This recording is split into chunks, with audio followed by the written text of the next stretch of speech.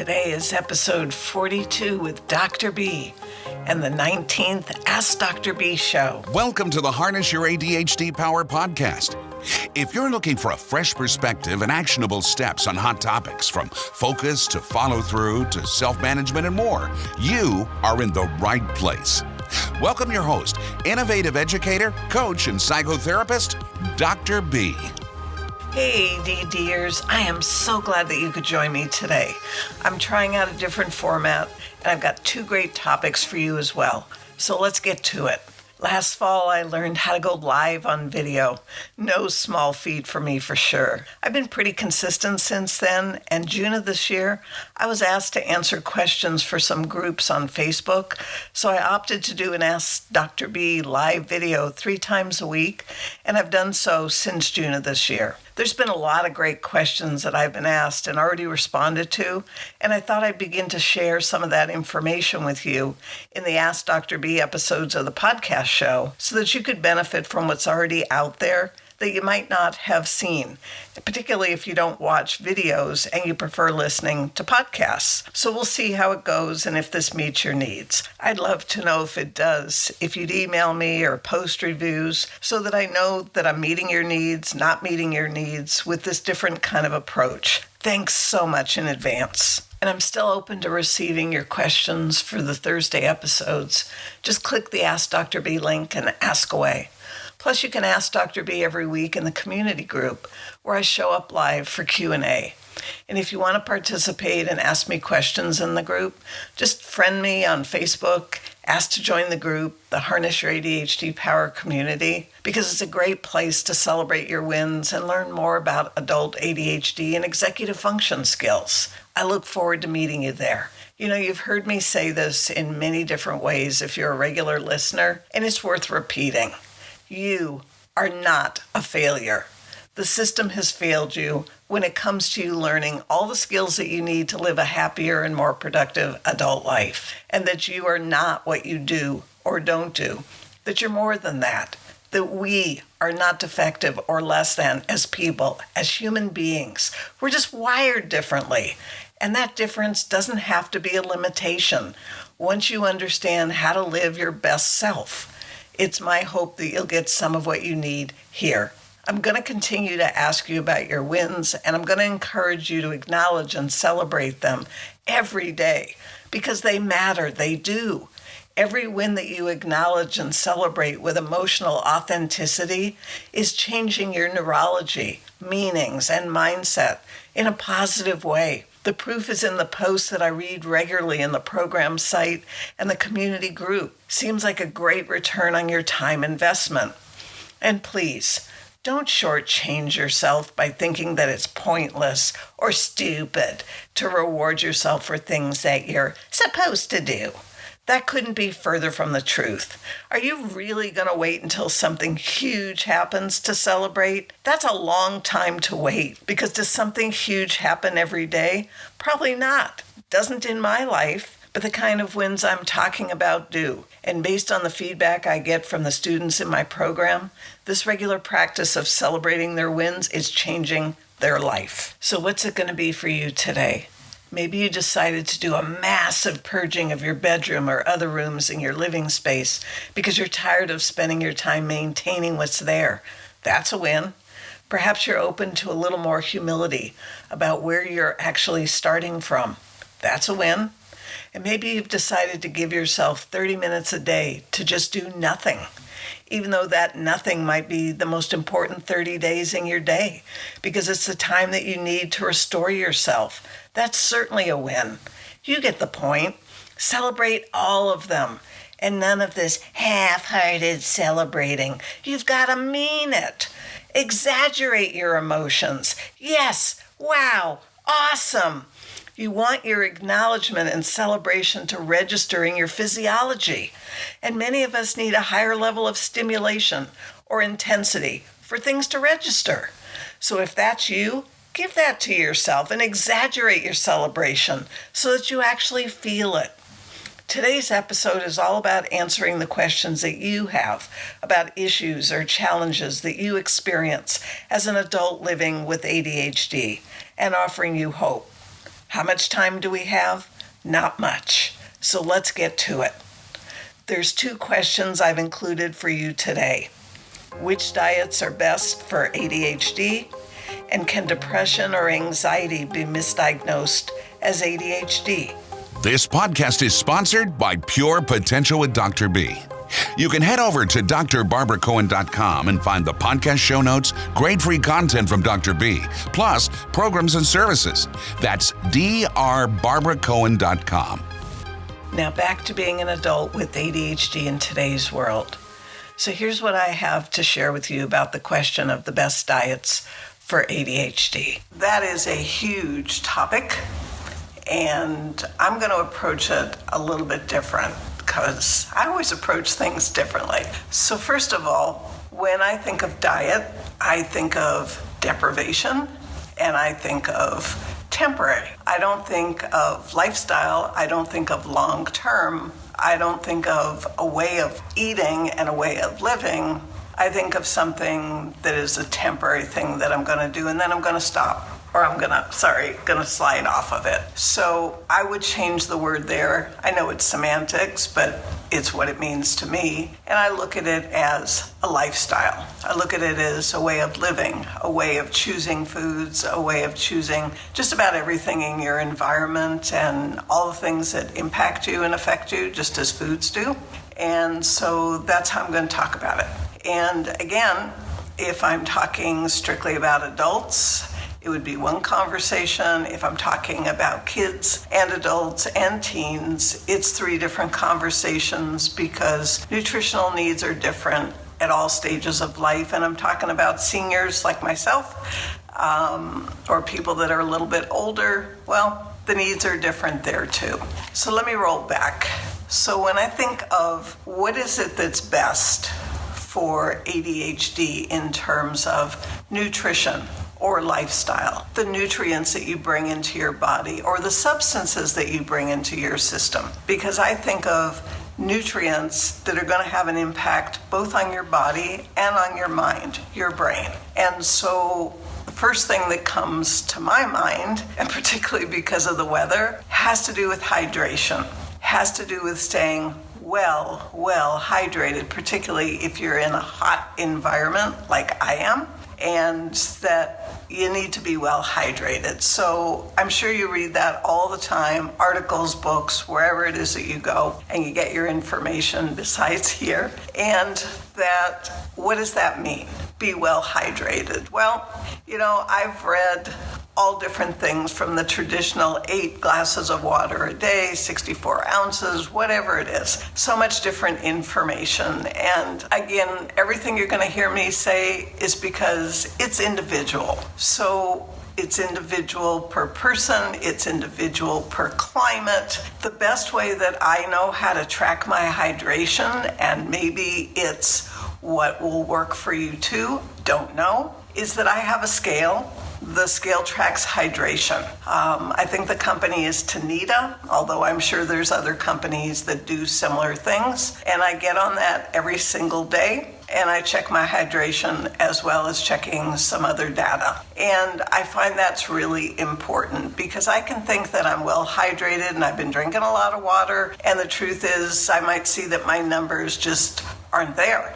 And so I know that I need to up the amount of fresh water that I'm drinking because being dehydrated isn't about when you're thirsty. It's not like saying, oh, I'm thirsty, I must be dehydrated, which is what I hear people say a lot. By the time that you're thirsty, you are seriously dehydrated. It's not about waiting until thirst is there to need to have water and hydrate yourself. You need to do it all day long, as opposed to thinking, oh, the experience of thirsty is what's going to cue you, because that's not it at all. So I find that being able to track the data is really important, tells me whether I'm hydrated enough. Another thing has to do with meals. And again, not just specifically foods right now, but frequency of meals. One of the things that I found personally, and I find with a lot of people that I work with, is the fact that frequency of meals is really important. I can't tell you how many people I work with, I talk to, who tell me they didn't have breakfast, they didn't have a snack, maybe they had some lunch, it wasn't all that great of a lunch, they didn't have much in the afternoon, and then they're eating at dinner, and then they're eating after dinner, and it's just all whacked out. You know, when you wake up in the morning, somewhere about an hour or two at the max after you wake up, your brain is starving for glycogen, glucose. And I don't mean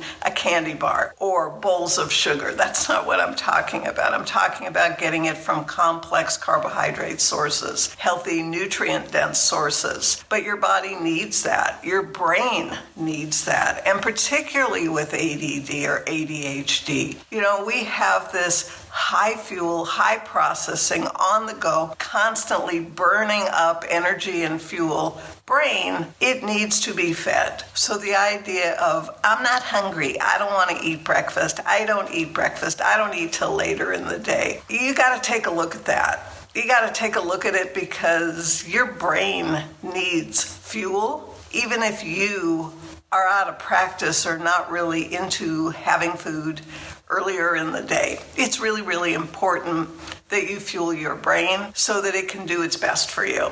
Otherwise, you're really functioning at a disadvantage because you don't have fuel to run it on. So one of the things that I found in terms of some people, not all obviously, none of the statements I make are all or nothing, black and white, but there are some people who choose not to take medication, can't take medication, so they work with other things in their life, such as the foods that they consume. They might eat 5 or 6 small meals a day every 2 or 3 hours, keep their blood sugar very, very stable and very level, and find that there's constant fuel source for their brain, and their brain doesn't fog on them. They don't drop off the cliff at 3 in the afternoon or 2 in the afternoon, and they do much, much better. So that's one possibility. So what would you be eating those 5 or 6 times a day? Certainly not full-size, super-sized meals like get made or purchased today in society. It's nuts to me. I mean, just everything is just so much food, all supersized like that.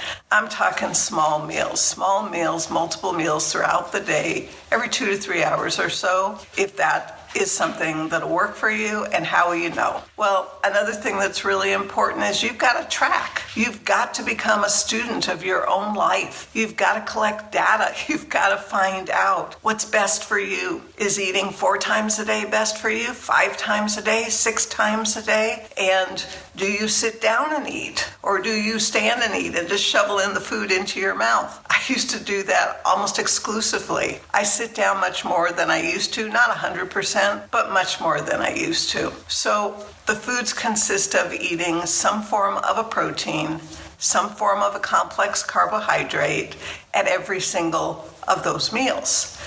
That keeps your blood sugar in balance. Protein is burning longer. Complex carbohydrates burn faster, shorter. And so between the two, you get energy and you get fuel that goes long distance. And then, you know, there's time for fuel again and time for fuel again. So you never drop off the cliff. So there's that.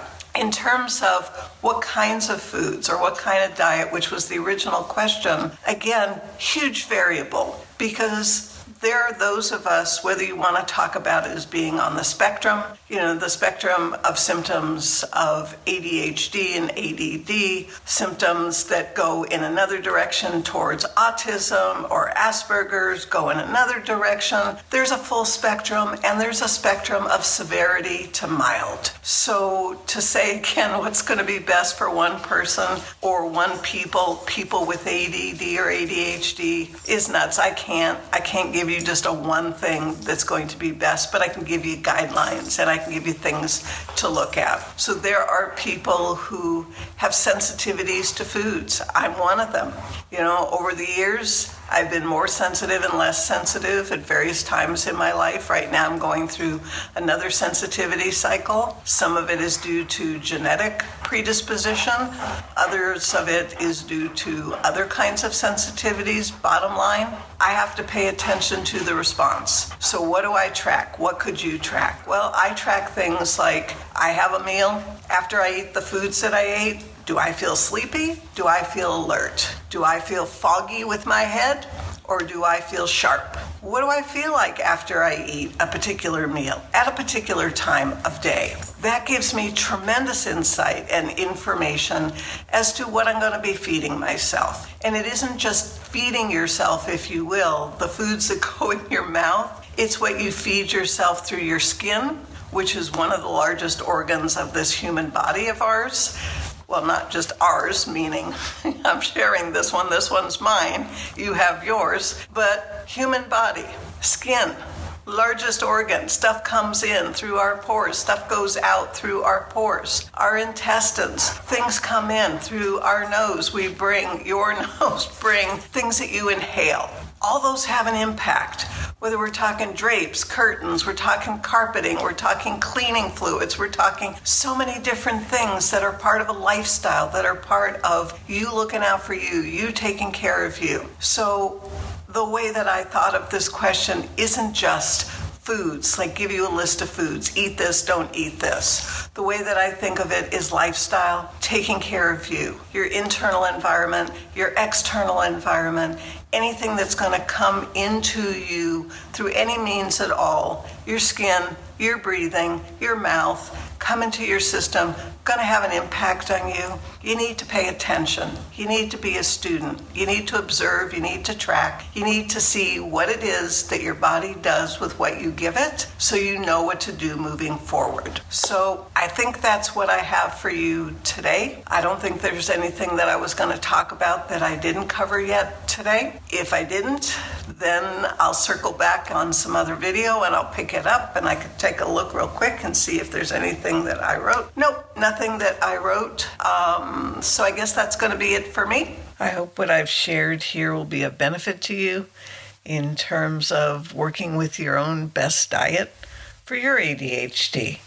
And now I'm going to transition to the next question about whether or not depression or anxiety can be misdiagnosed as ADHD. I had to read it a second time for the notes that I made for myself because I often think of it the other way. But I'm going to talk about the whole thing in a bigger picture, and hopefully I address all of it. So first things first, the training for most professionals is lacking in training specifically for ADHD. That's the first thing.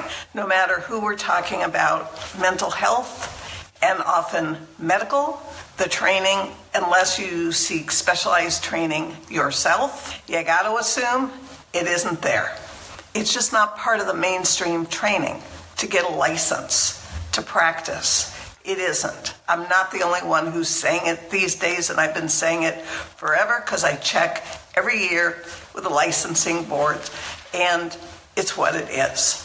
So you need to not assume, and you need to ask to make sure that this person that you're considering seeing does in fact have training in all the possible things that might be going on with you. And I know it isn't your job to be diagnosing and assessing what it is that's going on with you. It's supposed to happen with a professional who's well trained. But you know, the training is lacking for so many professionals.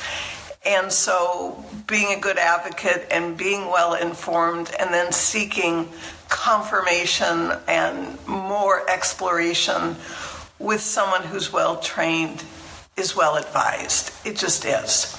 So typical training you get in school on the track for licensure definitely includes depression and anxiety. They're kind of the mainstay things. And so, yes, there's training for depression. Is there training for all kinds of depression? Not when I went to school, and I was licensed like 30 or whatever years ago, and there wasn't training in all the different types of depression. There wasn't. Part of the reason that I became a researcher is because I really wanted to have a deeper understanding, both from science-driven data, clinical, all of it, of understanding so many different kinds of depression and the way that they manifest differently. The symptoms are different. Just so many things to consider. That was important. That was a way that I could get a deeper knowledge working directly in the field in research with people with various types of depression. So I learned a lot doing that for those 5 years that I did. So we know that depression, there's training, there's education, but not on all types of depression.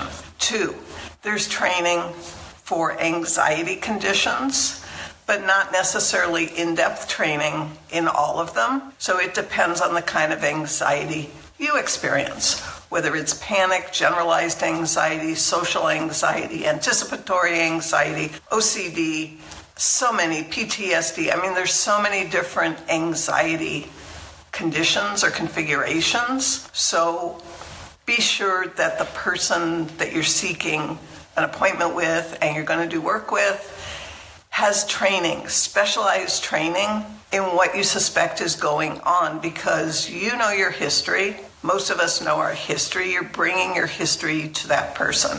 And even though you're not going to assess and diagnose yourself, you're bringing your history. So knowing your history, what you want to know is that that person that you're seeking to consult with or work with has training that correlates with your history and things that you suspect might be going on. It just seems logical and important. So let's say that you pass through those, and yes, they have good training in depression, they have good training in anxiety, but like so many professionals, they have none or very, very superficial training in ADHD, and particularly ADHD in adults. So this is where it gets messy, because if you can't see who and what is sitting in front of you, then how can you factor all those things to make a good decision and a good assessment and a good diagnosis, a differential diagnosis as it's called, between all these different factors? It would be that you're operating blind, because if we're talking about these 3, then you see 2 out of 3, but you don't see the third. And so that is going to affect what you ultimately tell the person, you, who's sitting with you, who came to you. So often people have come, particularly in the beginning when I first started years and years and years ago, 30 years ago, whatever it was, as an intern. People came who were depressed. People came who were anxious. And yes, of course, it would be very easy to make a diagnosis and assessment of depression and anxiety, because got taught that in school, could recognize that easily and understand it. But there was no training, and I'm not the exception. There was no training for ADHD. Not in teens, not in kids, and not in adults, definitely. And so the angel, if you would, came into my practice when I was an intern, and that person had ADHD. And of course, because at that time, being a newbie, I didn't have any training. So I couldn't recognize what I wasn't trained to recognize. But here's the thing, I could recognize that it wasn't what I could easily say it was, because there was something more. So what did I do? Well, I referred the person out, because the person I was doing supervision with didn't have that training either. So I referred the person out because I knew there was something more. And they were doing certain behaviors, using certain substances that they weren't using like someone who's addicted to these things. So that was a red flag too, because it had been suggested to me that they needed to go into rehab. But I didn't think that was the issue, because it wasn't displaying itself and history wasn't showing itself to have evidence that that was the case. It was something that looked compensatory. It looked like it was something that someone was using as a solution, and that I really needed to get to the bottom of what was going on. So fast forward, they got an assessment with someone who knew and recognized, and it came back that they had ADHD. So I jumped in full on to get training to understand what is ADHD. And any single course back then, which was a long time ago, I guess back in the 80s, anything that was available in coaching for doctors, for mental health professionals, you name it, any course that I could find on ADHD I took. And I took and I took and I read so that ultimately has become my area of expertise. And that person changed the course of my life because at that time I also didn't know about my own ADHD. I didn't. So because of that person, because of my undying curiosity and just hunger to know, that set the course of my career. And I've loved every minute of it.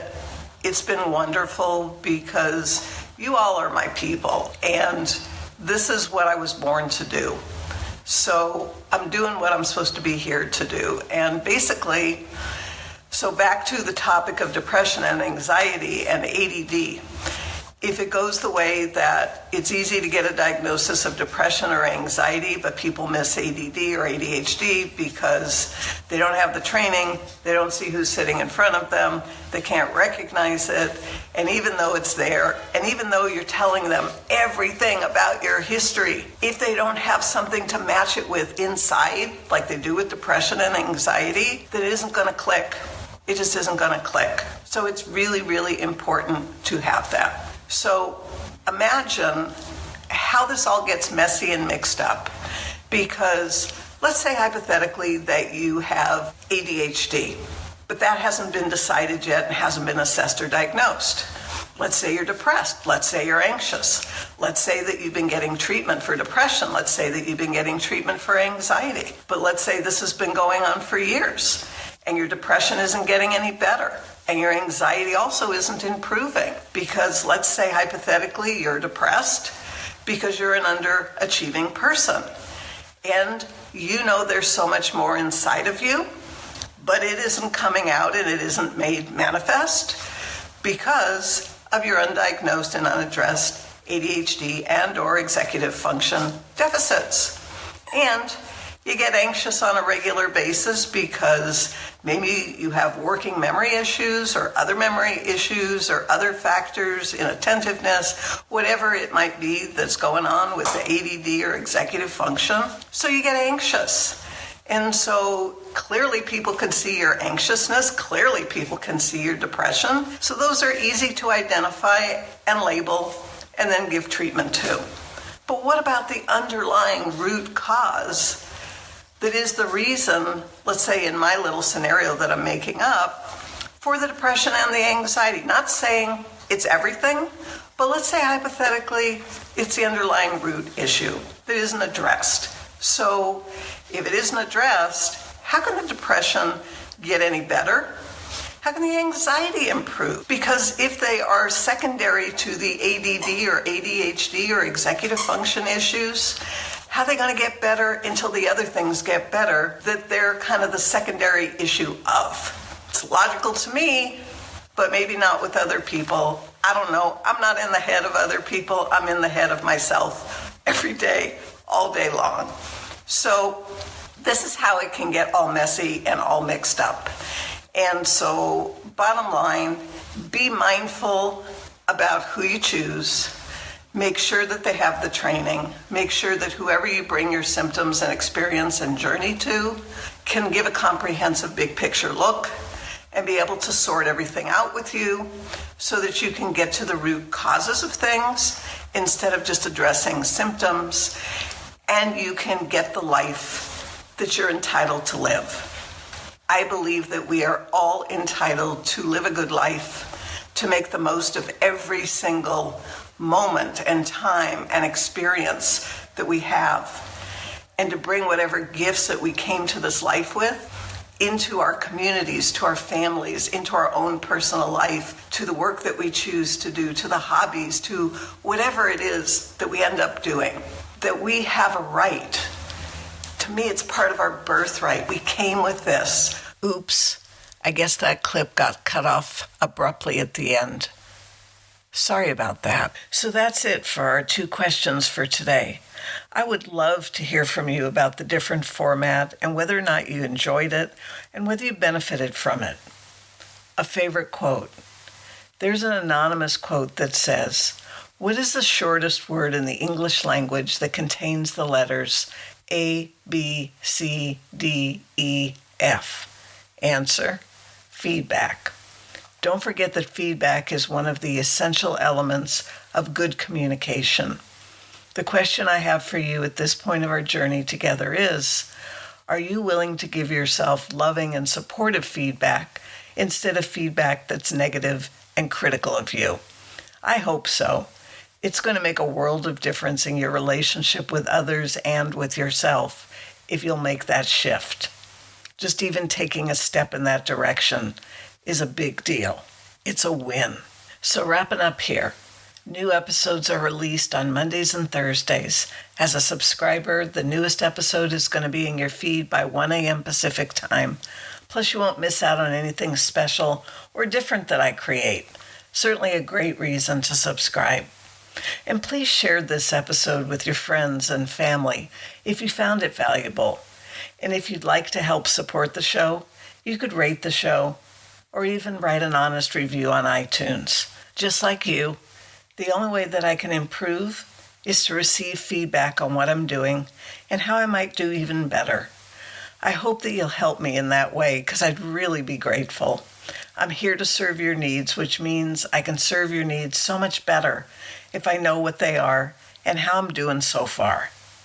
It's an honor to accompany you on your journey and make a difference in the quality of your life. So that's it for today. It means a lot to me to know that your life is getting a little bit better every time we get together. Be sure to take advantage of all the free resources that I've created for you. All the links are in the episode description, including the show notes or the transcript. Thanks for listening. Until the next time, bye for now. Thanks for your undivided attention. If you're hungry to make positive changes in your life, head over to drbarbaracohen.com and see how Dr. B can help you today. Whether you love making changes with one-to-one attention and community support, or on your own with self-study, or could benefit from coaching or psychotherapy, you'll find all the information right there at drbarbaracohen.com.